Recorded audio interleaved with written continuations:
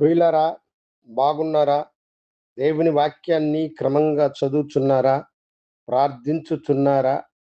నేటి ధ్యాన వాక్యము 118వ కీర్తన 23వ వచనం.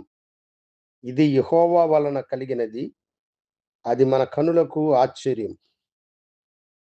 మనము ఎదురు చూసేటువంటిది దేవుడు మనకు అనుగ్రహించినప్పుడు, మనము దేవుని వైపు చూసి కృతజ్ఞతాస్తుతులు చెల్లించి, మనసారా మనము ఈ మాటను చెప్పాలి. ఇది యెహోవా వలన కలిగినది, ఇది మన కనులకు ఆశ్చర్యము అని మనము ప్రభువుని ఘనపరిచి మహిమపరచువారమై ఉండాలి. గొప్ప దేవుడు తన మహిమ చేత తన ప్రజలను నడిపించినవాడు ఆయన. ఇశ్రాయేలు ప్రజలు ఐగుప్తు బానిసత్వము నుండి విమోచింపబడి వాగ్దాన భూమి అయిన కానాను వైపు వారు నడిచేటప్పుడు దాదాపు 20 లక్షల మంది కంటే ఎక్కువ ప్రజలు వారు. వారందరికీ ఆహారము సమకూర్చుట అది సామాన్యమైనటువంటి పని కాదు.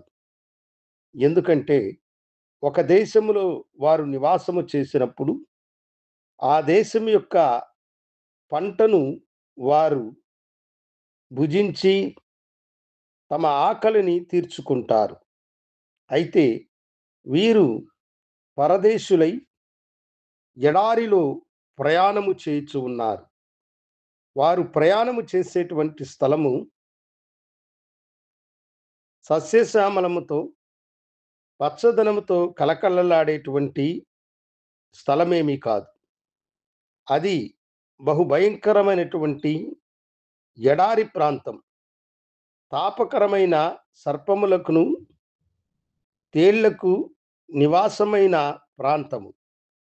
ఆ ప్రాంతములో వారికి ఆహారము కాదు గదా! కనీసము చుక్క నీరు కూడా దొరికేటువంటి అవకాశం లేదు. అయితే దేవుడు తన ప్రజలకు గొప్ప కార్యమును చేయడానికి ఆయన నిర్ణయించుకున్నాడు. అది దేవుడు చేసినటువంటిది. అది మన కనులకు ఆశ్చర్యమని వారు చెప్పునంతగా దేవుడు తన ఘనమైనటువంటి కార్యములను వారి పట్ల చేసినాడు.